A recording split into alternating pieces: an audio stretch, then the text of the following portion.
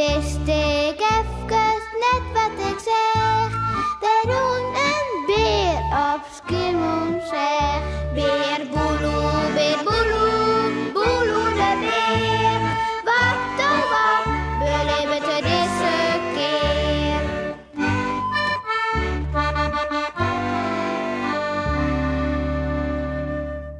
Histeride. Beer Boeloe en Sipke zitten in het tuin op een groen. Het is lekker waar en ze brengt je boeten. Maar wat zullen we eens doen, Beer Boeloe? Vreegt Sipke. Nou ja, we kunnen vanzelfs van alles wel doen, Sipke.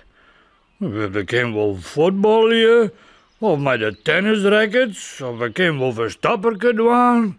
Zeg het maar. Ja, dat is echt aardig. Maar nou wil ik wat doen wat we oors nooit doen. Zoals histeride. Roept Sipke uit. Histeride? Nou, die Klaas dan maar op. Misschien vindt hij het echt leuk. Nee, dat bedoel ik net. Ik wil bij die op een weg. Kist mij best houden. Laat het Sipke. Ja, jongen, ja. Vanzelfs wel. Doe best massaal iets. Dat kan wel. Wacht je, dan kun je makkelijk bij mij op een reg kroepen. En ja, Jer, Hop, daar gaat het spul al heen. hop. Erin, Beer Boeloe.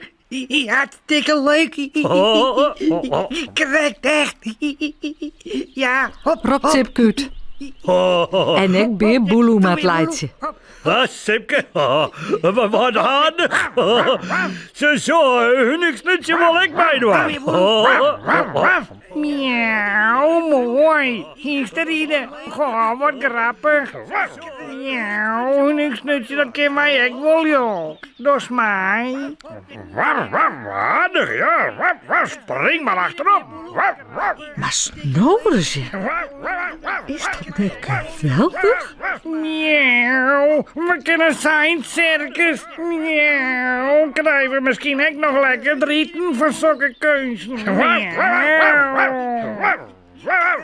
Denk erom, Jannie. Net klauwen, hè? Maar dan vindt Sipke dat Beer Boeloe aan bar is. Ja, Beer Boeloe. Nou, maar is toch ook even rieden. Bij mij op weg. Oké. Jannie en Hunniksnutje matten nou leidje? Wat? Ze rol je over de groen van het leidje. Sipke, grappig, ja? Nee, echt. Heel aardig. Zei Beer Boeloe zuntjes. Tja, waar wilde nou bij een stikkelbaar op een reg histeride? Dan?